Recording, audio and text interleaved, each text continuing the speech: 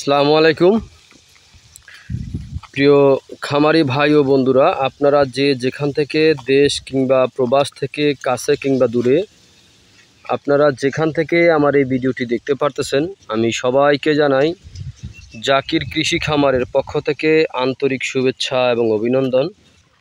এই যে আমার সামনে যে ঘাসটা দেখতে পারতেছেন, এই ঘাসটার নাম হচ্ছে তাইওয়ান হাইব্রিড ঘাস।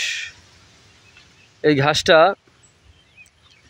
খুবই ভালো। এই ঘাসটা খুব সহজে আপনি রোপণ করতে পারেন, অথবা এই ঘাসটা খুব সহজে হয়ে থাকে। এই ঘাসটা গরু, ছাগল, ভেড়া, মহিষ সকল গবাদি পশু এই ঘাসটা খেয়ে থাকে। তো দেখতে পাচ্ছেন এই ঘাসটা এই প্রথম রোপণ করা হয়েছে এখানে, এখনও কাটা হয় নাই। দেখেন কত সুন্দর হয়েছে ঘাসটা। এটা হচ্ছে তাইওয়ান হাইব্রিড ঘাস। এই ঘাসটা যে কোনো মৌসুমে আপনি রোপণ করতে পারবেন। দেখেন প্রচুর পরিমাণে ঘাস কিন্তু জমিটার ভিতরে হয়ে আছে। এই প্রথম রোপণ করা,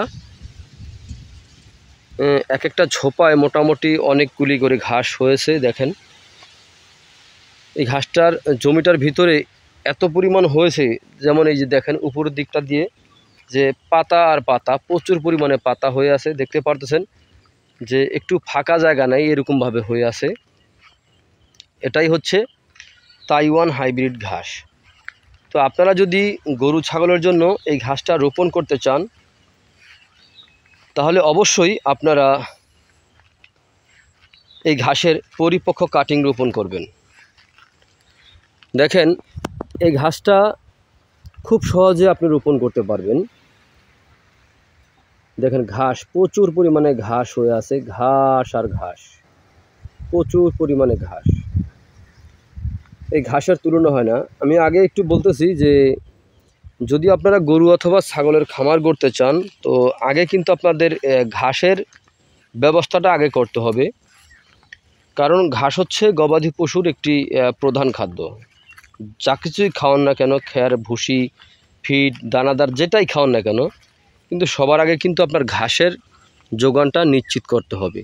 ঘাস হচ্ছে গবাদি পশুর একটি প্রধান খাদ্য। এই যে দেখতে পারতেছেন উপর থেকে যে ঘাসটা বড় হয়ে আছে, তারপর নিচ থেকে কিন্তু দেখেন আবার কিন্তু ছোট ছোট কিন্তু চারা অলরেডি বের হয়ে গেছে।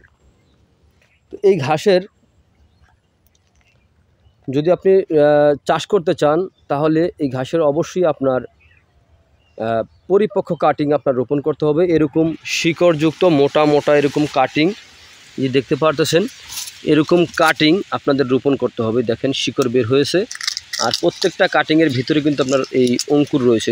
আমি একটি ঘাস আমি এখান থেকে ছিলে আমি দেখাচ্ছি। এই যে দেখেন এখানে কিন্তু এই যে এটা কিন্তু অঙ্কুর, এই যে অঙ্কুর, এটা কিন্তু অঙ্কুর। আমি এই যে ভেঙে দেখাচ্ছি, যে দেখেন এটা কিন্তু অঙ্কুর। হ্যাঁ, এই যে এটার ভিতরে আপনার অঙ্কুর রয়েছে। দেখেন আমি এই ঘাসটা ছিলতেছি, এই যে দেখেন কত সুন্দর অঙ্কুর।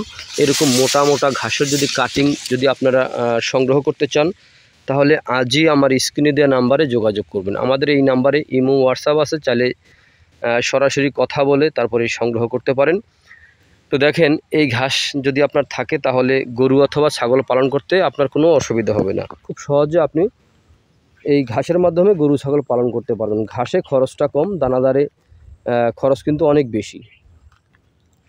তো শুধু এই তাইওয়ান হাইব্রিড না, আমাদের কাছে জারা one hybrid, Indonesian smart Napier ঘাস, গুয়াতিমালা সহ সকল প্রকার হাইব্রিড জাতের ঘাসের কাটিং পাওয়া যায়, চাইলে আপনি সংগ্রহ করতে পারেন।